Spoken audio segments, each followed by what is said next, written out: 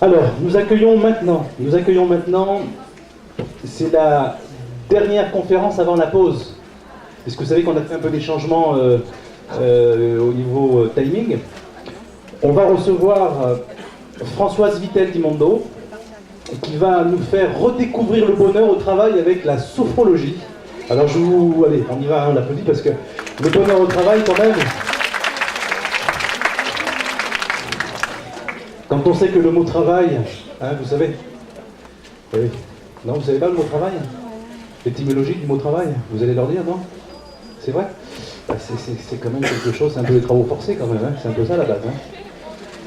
Allez, je vous donne le micro, je vous laisse donc avec notre conférencière. 25 minutes, montre en main. Ensuite la pause, je vous fais signe, hein, je ne me gêne pas. Et puis voilà. A tout de suite.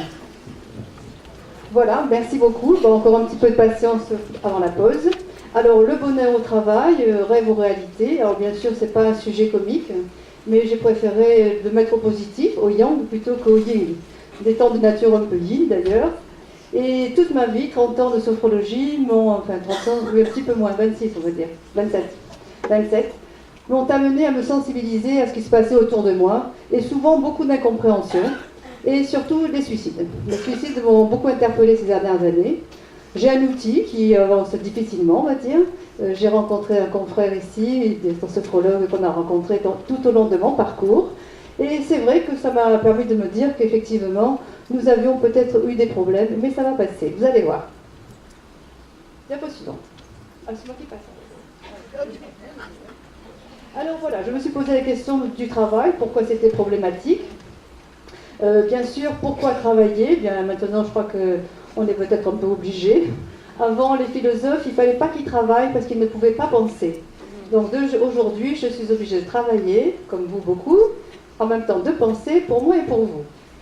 Alors, l'orientation professionnelle, eh bien évidemment que c'est un moment très difficile puisqu'on demande aux enfants de 14-15 ans de choisir un métier.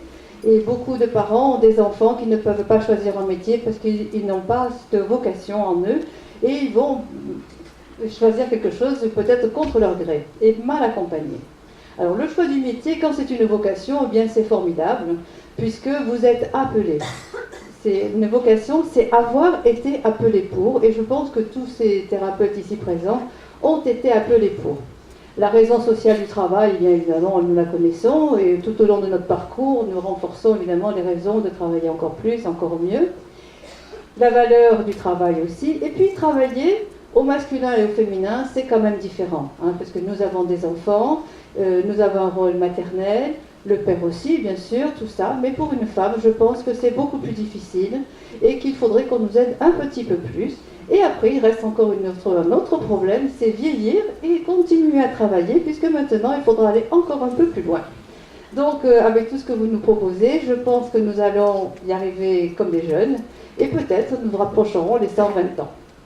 Comme ça, tant que nous travaillerons, nous serons à peu près jeunes. Alors, et quand on se commence à travailler, parce qu'effectivement, dans toutes les entreprises, il y a des problèmes, on se dit, c'est bizarre, cette personne, elle va pas bien, vous vous rendez compte, elle est fatiguée, qu'est-ce qu'elle a, on ne sait pas trop.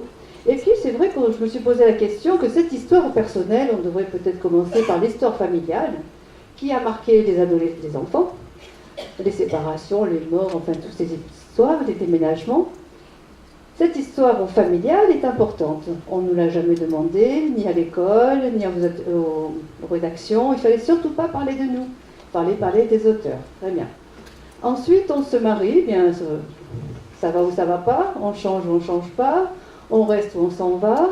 Et tout ça, ça fait encore de nouvelles blessures qu'on essaie de cicatriser, tant bien que mal, avec qui l'on peut. Et puis on arrive au travail, et puis d'un coup, on vous dit, oh là là, il faut faire de la formation continue, vous savez, il faut apprendre à communiquer, il faut connaître les relations humaines et diplomatiques, et de la diplomatie plutôt. Et puis le management des hommes, des équipes, la gestion du temps, l'ergonomie, travailler mieux, travailler plus, etc. Et voilà que les stress... Et puis il faut aussi gérer vos stress, mais pas la sophrologie, bien sûr, parce que la sophrologie, c'est peut-être pour les animaux, tiens.